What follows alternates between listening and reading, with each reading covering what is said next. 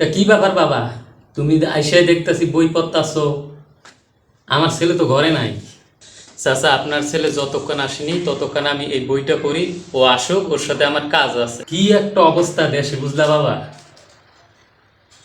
Facebook YouTube খুললেই দেখি এই শিবির, ওই শিবির, শিবিরের জ্বালায় আর বাঁচা। তুমি তো অনেক মেধাবী ছাত্র, তুমি শিবির করো না? আর কে না কে শিবির করে। শুনেছি হাসিনা সরকারও নাকি এই শিবিরের ক্ষমতা থেকে নামাইছে। তুমি কি বলো বাবা?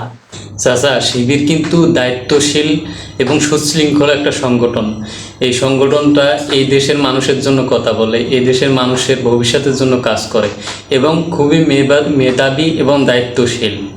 আর চাচা, এদেশের মেধাবী ছাত্ররাই কিন্তু শিবির করে।